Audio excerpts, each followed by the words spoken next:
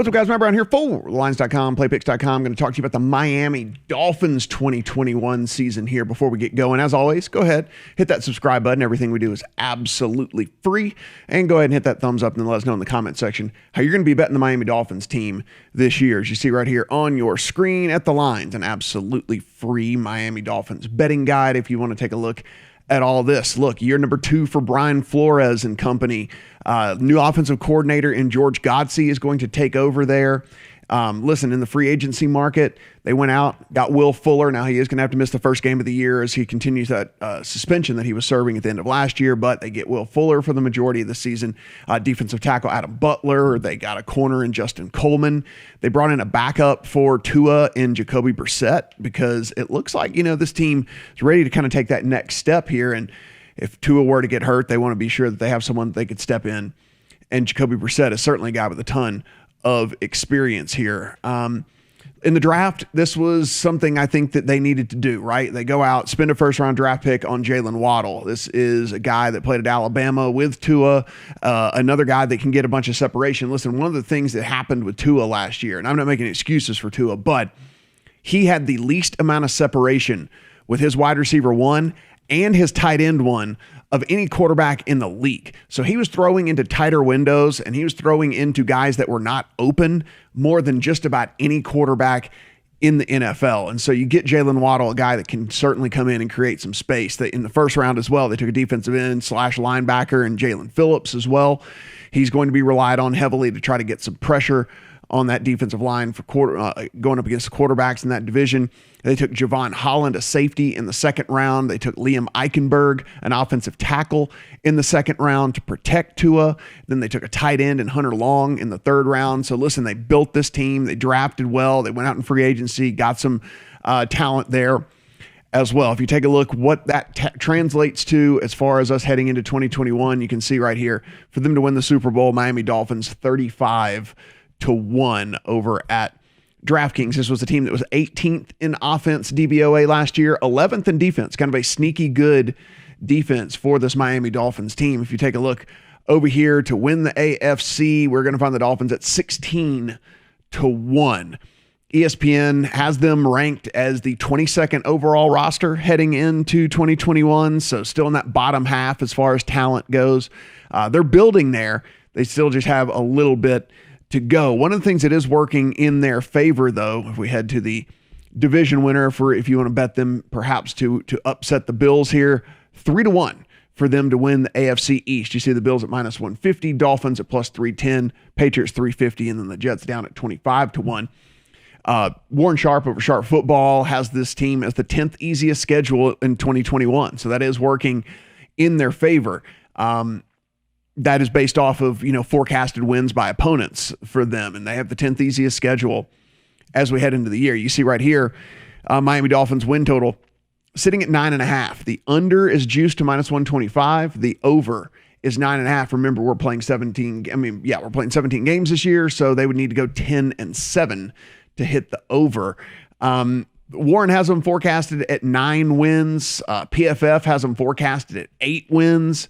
So both of them have a slight lean, I think, to the under, but probably with it juiced at 125, not really worth a bet in that scenario. Pro Football Focus actually has the Dolphins as 14th in their power rankings heading into 2021. So they actually like this team a little bit better than Warren Sharp does over at Sharp Football. 0.7% chance to win the Super Bowl. And mainly that might have to come down with their offensive line rating. They have them 30th in the league in offensive line. They have a rookie in Austin Jackson that graded out 80th of 84 qualifiers at tackle last year.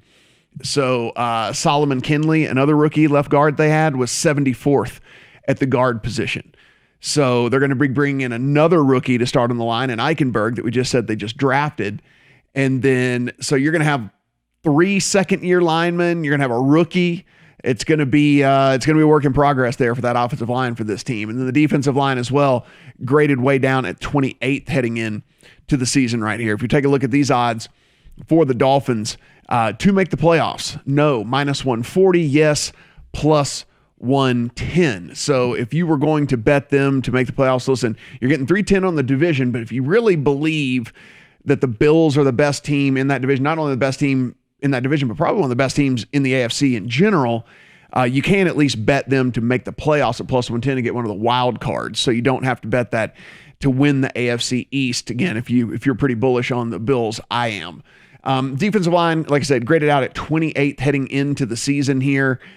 They do have a stud corner tandem, right? And that's one of the really big strengths of this Dolphins team. Xavier Howard, Byron Jones, two studs that you're looking at right there. And we'll kind of take a look at the schedule here for this Dolphins team. Both of those guys ranked in the top 14. Howard was the 4th overall corner, Jones 14th in the league.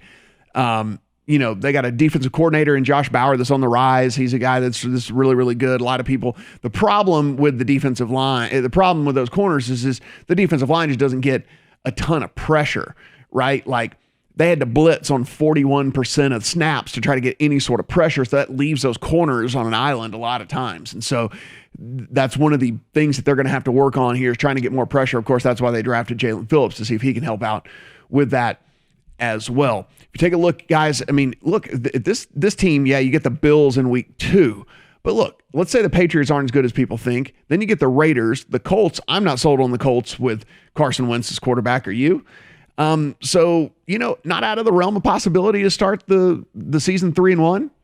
Real tough game on the road at the Bucs, but then you go Jags, Falcons again. So, I mean, like, it's not out of the realm of possibility to see this team kind of start 5-2, something like that after 7 weeks.